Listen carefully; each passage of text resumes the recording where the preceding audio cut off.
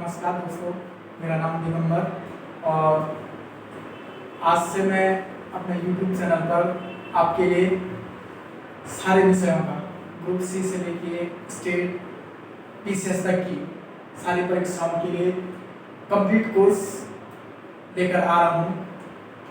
और सबसे पहले मैं अपने चैनल पर भूगोल विषय को लेकर शुरुआत कर रहा हूँ। तो हम देखेंगे कि भूगोल में हम भूगोल का संपूर्ण अध्ययन यानी कि भौतिक भूगोल, मानव भूगोल, वर्ल्ड ज्योग्राफी, यानी तीनों भूगोल को हम कंप्लीट अध्ययन करेंगे। ठीक है, तो आज हम शुरू करते हैं सबसे पहले भूगोल को। आज हम भूगोल को शुरू करेंगे। सबसे पहले हम देखेंगे कि भूगोल की परिभाषा क्या है, यानी कि भूगोल। सबसे पहले हम किसी विषय का अध्ययन करते हैं तो हम उसकी परिभाषा से आकलन करते हैं कि विषय में किन चीज़ों का अध्ययन किया जाता है। ठीक है, तो हम आज भूगोल की सबसे पहले परिभाषा देखेंगे। परिभाषा, ठीक है,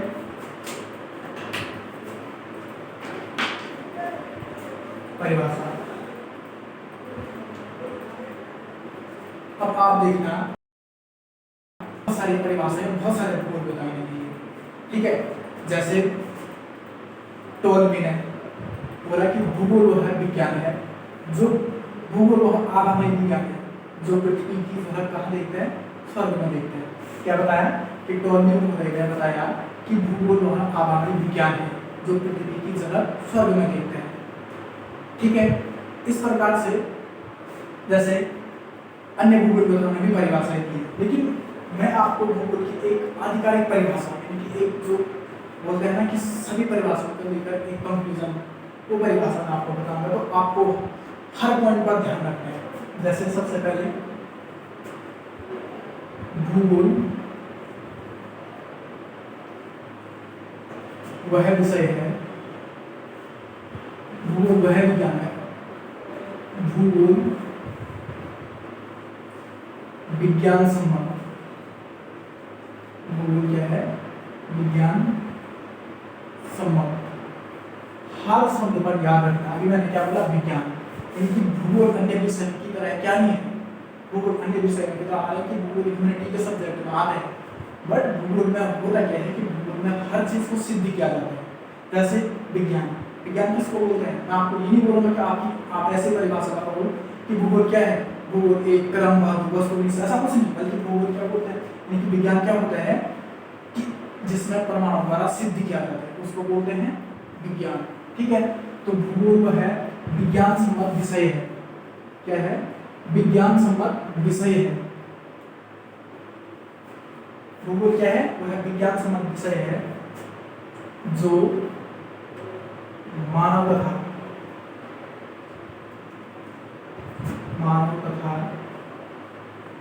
उसके पर्यावरण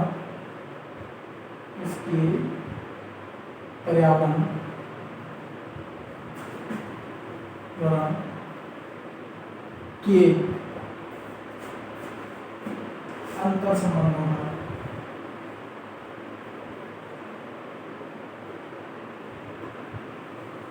अंतर संबंधों का अध्ययन करते हैं। क्या करते हैं? अध्ययन करता है।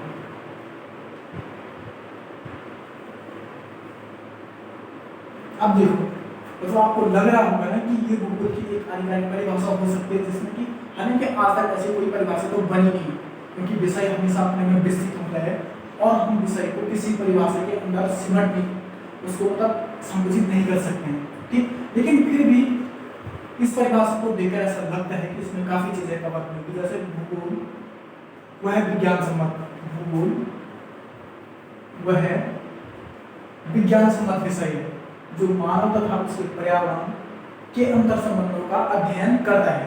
ठीक है, इतना हो गया। अब भूगोल में हम जिन चीजों का अध्ययन करेंगे, आज पहले परिचय से शुरू करूंगा, तो भूगोल में हम जिन चीजों का अध्ययन करेंगे ये है पृथ्वी। ठीक है, पृथ्वी में हम मेनली 3 चीजों को देखेंगे। जैसे सबसे पहले हम देखेंगे ये पृथ्वी का तल है। क्या है? तल है। तो हम इसमें देखेंगे कि अध्ययन करेंगे पृथ्वी के जो तल है इसका, इसके ऊपर और इसके नीचे। तो सबसे पहले हम पृथ्वी के तल पर जिन चीजों का अध्ययन करते हैं वो होती है स्थलाकृति। क्या होती है? स्थलाकृति। स्थलाकृति, इसका अध्ययन हम जिस भूगोल में करते हैं उसको बोलते हैं भूआकृति विज्ञान। भूआकृति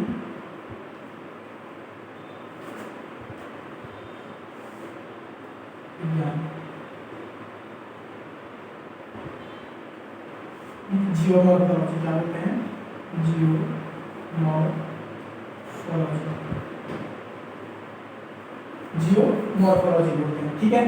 अब दूसरी चीज आता है कि जो इन स्थलाकृतियों को सबसे ज्यादा प्रभावित करता है वो होता है वायुमंडल, जलवायु। क्या होता है? जलवायु। जो सबसे ज्यादा प्रभावित करती है वो चीज होती है जलवायु। ठीक है।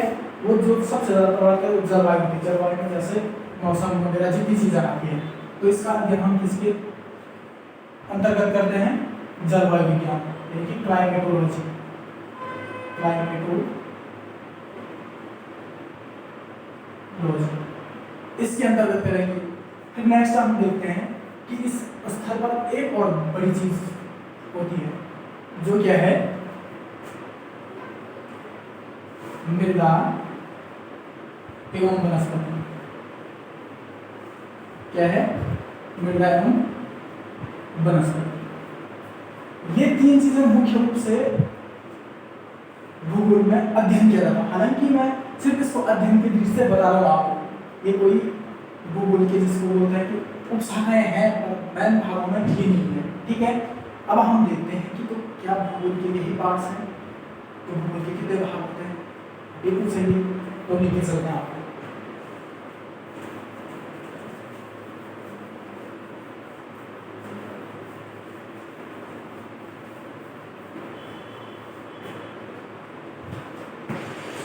हम भूगोल को दो पार्ट्स में डिवाइड करते हैं। पहला आता है भौतिक भूगोल। क्या है? भौतिक भूगोल। और दूसरा आता है मानव भूगोल। क्या आता है? मानव भूगोल। अब हम देखते हैं कि भौतिक भूगोल और मानव भूगोल है क्या चीज। ठीक है। देखिए भौतिक भूगोल और मानव भूगोल है क्या चीज। ठीक। भूगोल तो आपको मैंने बताया कि भूगोल किसको बोलते हैं। ठीक है। लेकिन भूगोल किसको बोलते हैं ये मैंने आपको बताया। लेकिन अब आप बोलेंगे भौतिक क्या हुआ, मानव क्या हुआ। यानी इसको फिजिकल ज्योग्राफी बोलते हैं और इसको ह्यूमन ज्योग्राफी बोलते हैं। ठीक। भौतिक चीजें वो सारी चीजें हैं जो प्रकृति द्वारा प्रदत्त होती है, इनकी जिनको हम छू सकते हैं, महसूस कर सकते हैं, देख सकते हैं। जैसे क्या? जैसे पहाड़, पर्वत, मिट्टी, नदियां, वनस्पति, वायुमंडल, ये सारी चीजें ये भौतिक भूगोल के अंतर्गत आती है। ठीक है। किसके अंतर्गत?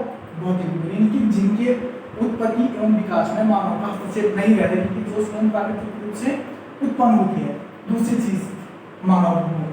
मानव भूगोल किसको बोलते हैं कि मानव भूगोल में जितनी चीजें उत्पन्न होती है वो सब मानवीय क्रियाओं के पश्चात, उनका निर्माण मानव क्रियाओं के पश्चात है। अब हम देखते हैं कि भौतिक भूगोल जो है, तो भौतिक भूगोल को कितने टाइप्स में डिवाइड कर सकते हैं। सबसे पहले हम भौतिक भूगोल में देखते हैं पहला स्थलमंडल। क्या? स्थलमंडल। ठीक। स्थलमंडल। फिर दूसरा जलमंडल। क्या है?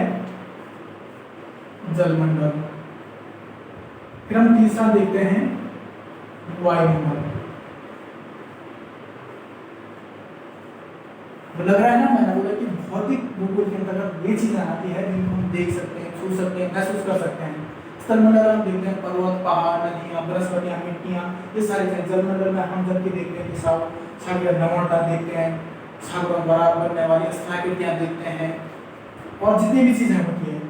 तीसरी चीज वायुमंडल। वायुमंडल में हम वायुमंडल का संगठन देखते हैं, वायुमंडल की ऊंचाई देखते हैं, उनके विभिन्न परतों का डिवाइडेशन करते हैं। ठीक। कितना हुआ?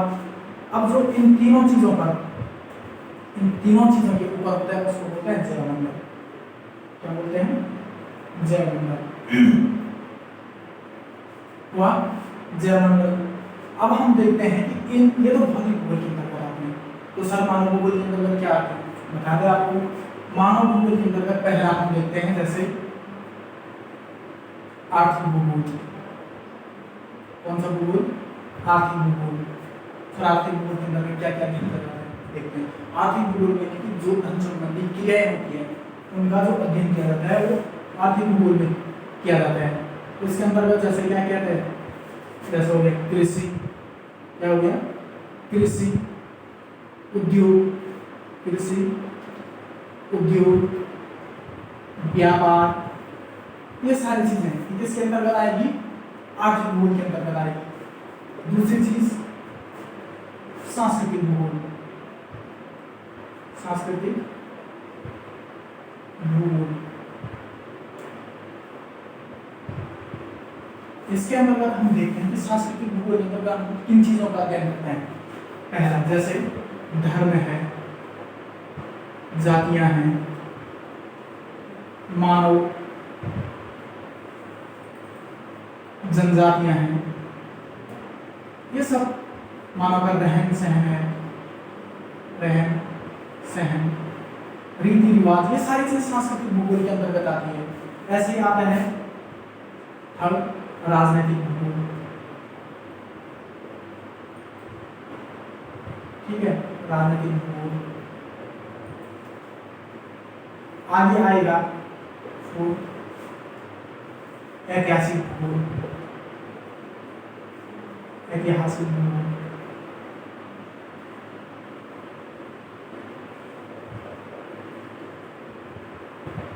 ऐसे बहुत सारे उपविभाग हैं किसके? मानव भूगोल के, कि मानव भूगोल के सब पार्ट्स हैं पर भूगोल के उपविभाग हैं। ठीक है, तो हम इन चीजों का अध्ययन करते हैं भौतिक भूगोल और मानव भूगोल के अंतर्गत। तो हम इन सारे सिलेबस लेके आएंगे अपने चैनल पर। ठीक है, नेक्स्ट अब इतना ये तो इस बारे में चर्चा हुआ कि भूगोल में कैसे अध्ययन करेंगे और क्या अध्ययन करेंगे।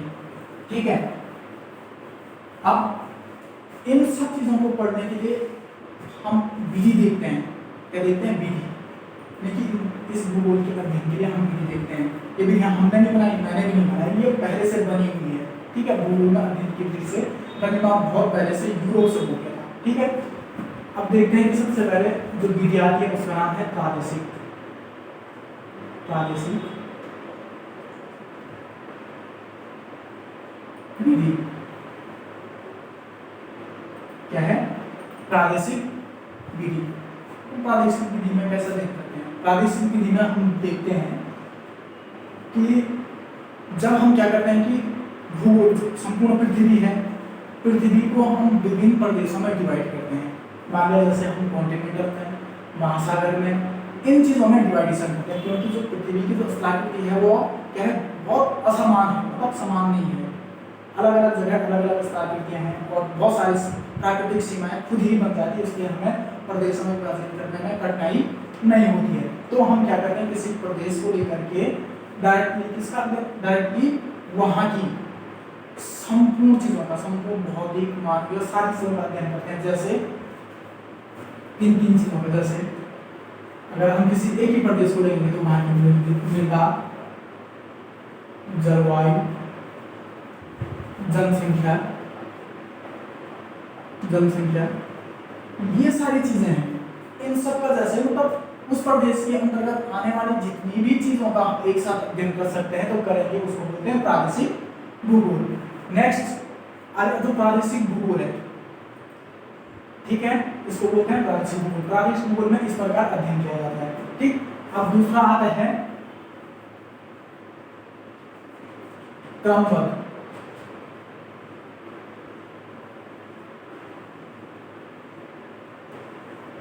क्रमबद्ध विधि। ठीक है, जो प्रादेशिक विधि है इसके जन्मदाता जो है वो है कार्ल रिटर। कौन है? Carl Ritter. नाम याद रखना, प्रादेशिक भूगोल के जो जन्मदाता हैं वो है कार्ल रिटर। ठीक है, अब आता है क्रमबद्ध विधि। क्रमबद्ध विधि में क्या होता है कि हम पृथ्वी की किसी एक तत्व को लेके, जैसे मान लिया अगर हम मृदा को लेंगे तो हम संपूर्ण पृथ्वी में एक ही चीज को लेके अध्ययन करेंगे। इनके अगर हम मान लिया कॉन्टिनेंटल वाइज अगर अध्ययन करें, हम देखेंगे पहले एशिया की मिट्टियों को देखेंगे, फिर यूरोप की, अफ्रीका की, उत्तर अमेरिका की, दक्षिण अमेरिका की, ऑस्ट्रेलिया की, इस प्रकार हम क्रमबद्ध रूप से अध्ययन करेंगे। बाय द वे हम अगर जनसंख्या के बारे में अध्ययन करेंगे तो हम पहले एशिया की जनसंख्या और जनसंख्या के अंतर्गत आने वाले जितनी जो चीजें हैं जैसे लिंगानुपात है, साक्षरता है, जनसंख्या वृद्धि है, जनसंख्या वृद्धि दर है, प्रवास है, ये सारी चीजें, तो हम इन चीजों को लेकर चलेंगे। इसको बोलते हैं क्रमबद्ध विधि। और क्रमबद्ध विधि के जो जन्मदाता हैं उनका नाम है, क्रमबद्ध विधि के जो जन्मदाता हैं उनका नाम है हमबोल्ट। इनका पूरा नाम है अलेक्जेंडर वान हमबोल्ट।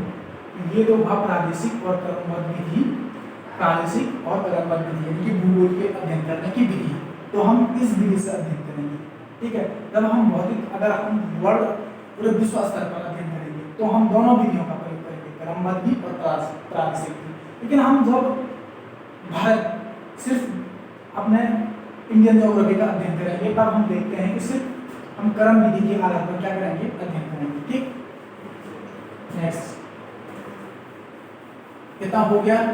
ये सारी चीजें ये अध्ययन की विधि बताई, क्या बताई, अध्ययन करने की विधि बताई। अब हम यहाँ से आगे लेते हैं कि ये सारी चीजें कहाँ हो रही है, पृथ्वी पर। स्थलमंडल कहाँ है, पृथ्वी पर। वायुमंडल कहाँ है, पृथ्वी पर। जलमंडल कहाँ है, जलमंडल, सब पृथ्वी पर है। तो सवाल तो ये बनता है ना कि अगर हम भूगोल का अध्ययन कर रहे हैं तो सवाल तो ये बनता है कि सर पृथ्वी ही कहाँ से आई। क्या सवाल बनता है कि पृथ्वी ही कहाँ से आई। तो हम उसके लिए सबसे पहले पढ़ते हैं पृथ्वी की उत्पत्ति। लेकिन पृथ्वी है कहाँ, पृथ्वी कहाँ है, पृथ्वी कहाँ है, सौरमंडल में है। सौरमंडल कहाँ है, आकाशगंगा में है। और आकाशगंगा कहाँ है, ब्रह्मांड में है। तो हमें सबसे पहले क्या पढ़ना पड़ेगा, ब्रह्मांड की उत्पत्ति। तो हम देखते हैं आज सबसे पहले ओरिजिन ऑफ कॉस्मोस। क्या देखते हैं, ओरिजिन ऑफ कॉस्मोस यानी कि ब्रह्मांड की उत्पत्ति, ठीक है। जो ब्रह्मांड की उत्पत्ति के बारे में अनेक भूगोलविदों ने अपने अपने विचार दिए। लेकिन सबसे पहले जो भूगोल का विकास हुआ वो ग्रीक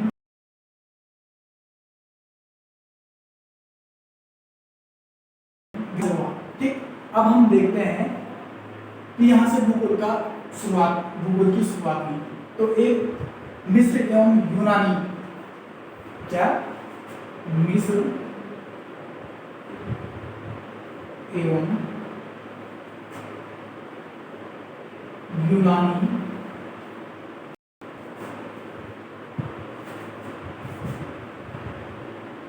भूगोलविद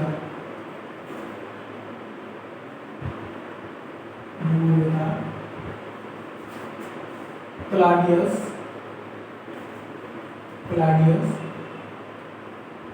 टॉलमी, क्या नाम है, क्लाडियस टॉलमी। ये लगभग 143 ईस्वी के आसपास के थे, ठीक है। इन्होंने एक सिद्धांत दिया जिसका नाम है जियोसेंट्री। क्या नाम है, जियोसेंट्री, मतलब भूकेंद्रित। क्या नाम है, भूकेंद्रित। तो आप देखो कि जो मिस्र और यूनानी भूगोलविद यानी कि मिस्र और यूनानी भूगोलविद थे उनका नाम था क्लाडियस टॉलमी। उन्होंने एक सिद्धांत दिया जियोसेंट्रिक यानी कि भूकेंद्रित। इसका क्या अर्थ होता है कि मतलब भू का अर्थ होता है पृथ्वी, केंद्र मतलब केंद्र में, यानी कि जो संपूर्ण ब्रह्मांड है उसके केंद्र में पृथ्वी है, मतलब ये पृथ्वी है और इसके चारों अन्य पिंड ग्रह सब क्या कर रहे हैं, ऐसे चक्कर लगा रहे हैं, ठीक है, ऐसे चक्कर लगा रहे हैं। उन्होंने ऐसा बताया और ये सारी चीजें इसके चारों ओर चक्कर लगा रही है। बहुत सालों तक ये मान्यता चलती रही, कौन सी, कि पृथ्वी क्या है, केंद्र में है और बाकी सारे अन्य आकाशीय पिंड, ग्रह, सूर्य, उपग्रह, चंद्रमा सब इसके सारा को क्या लगा रहे हैं, चक्कर। इसी परिभाषा, इसी जो ये सिद्धांत है, इस सिद्धांत को अरस्तु ने आगे बढ़ाया। किसने? अरस्तु ने। तो अरस्तु ने जो अपनी विचारधारा दी थी उसमें उसने ब्रह्मांड को कैसा दर्शाया? उसने सबसे पहले ये बताया कि ये क्या है, पृथ्वी। क्या बताया? पृथ्वी। इसका भी अपना ऑर्बिट होगा, यहाँ पे घूम रहा है पृथ्वी के केंद्र में, ठीक है।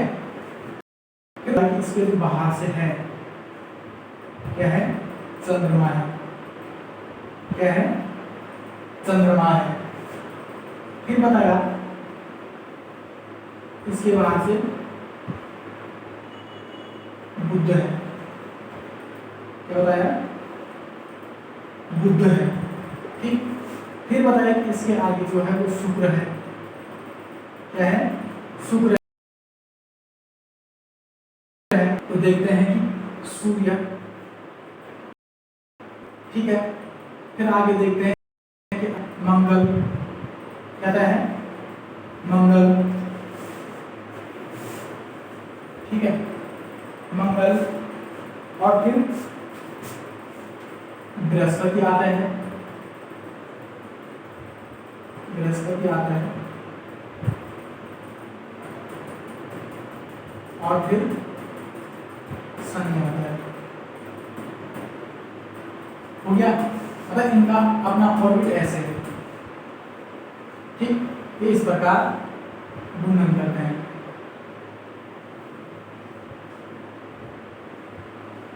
ठीक है, इनका अपना कक्ष है, ये देख रहे होंगे आप। तो बहुत सारा यूरोप में ये विधि चलती रही। कौन सी? कि पहले पृथ्वी के अंदर में पृथ्वी के चारों ओर चंद्रमा, फिर बुध, शुक्र, फिर सूर्य, फिर मंगल, फिर बृहस्पति, फिर शनि। ये जो आकृति सौरमंडल की दी, ये किसने दी? अरस्तु ने। किसने दी? अरस्तु ने। ये आकृति अरस्तु ने दी, ठीक। बहुत सालों तक जब यह प्रक्रिया चलती रही, तो फिर पोलैंड में एक महान भूगोलविद जन्मे जिनका नाम था निकोलस कोपरनिकस। कहाँ? पोलैंड में जन्मे निकोलस कोपरनिकस।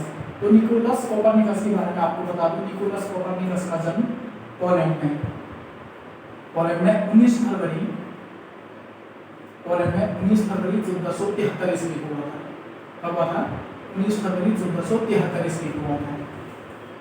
उनके पिता की मृत्यु, जब वो 10 साल के थे तब उनके पिता की मृत्यु हुई थी। लेकिन उनके जो मामा थे, उनके मामा काफी जाने माने व्यक्ति थे, मतलब जिसको बोलते समृद्ध व्यक्ति थे। तो उनकी पहचान पोलैंड के अच्छे भूगोलविदों से, अच्छे शिक्षकों से थी, ठीक। तो उन्होंने निकोलस कोपरनिकस को अच्छी शिक्षा दी, ठीक। उसको अच्छी शिक्षा देने के बाद निकोलस कोपरनिकस क्या थे? एक पादरी भी थे, खगोलशास्त्री भी थे और गणितज्ञ भी थे, ठीक। निकोलस, उनका नाम निकोलस कोपरनिकस था। तो निकोलस कोपरनिकस का अर्थ होता है विनम्र। क्या नाम होता है? विनम्र होता है। तो निकोलस कोपरनिकस की पहले से, ठीक है, उन्होंने क्या किया कि बहुत लंबे समय तक अपने जीवन में हमेशा अपने नंगे आंखों से अंतरिक्ष को देखा और हमेशा देखते हुए अंतरिक्ष को, उन ग्रहों की, तारों की, उल्काओं की, पिंडों की, जितनी चीजें अंतरिक्ष में जितनी चीजें दिखती है, उनको नंगी आंखों से उनका मूल्यांकन किया कि वास्तव में है क्या चीजें, ठीक है। तो उन्होंने अपनी एक पुस्तक लिखी, इसको मिटा देता हूं।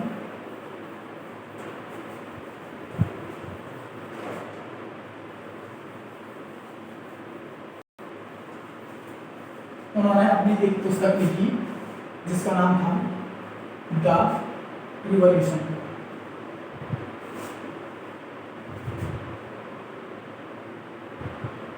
ठीक है, द रिवॉल्यूशन, ठीक। इन्होंने एक पुस्तक लिखी द रिवॉल्यूशन, लेकिन ये इनकी मृत्यु से पहले प्रकाशित थी। तो इस किताब में उन्होंने सिद्धांत दिया था। हालांकि इनकी मृत्यु के पश्चात इनका एक मित्र था, उन्होंने इनकी पुस्तक को क्या किया? प्रकाशित किया। तो उन्होंने अपनी पुस्तक में एक सिद्धांत दिया था जिसका नाम था, हालांकि सिद्धांत तो उन्होंने पहले दे दिया था, लेकिन बाद में पुस्तक में लिखा तो बाद में काफी लोकप्रिय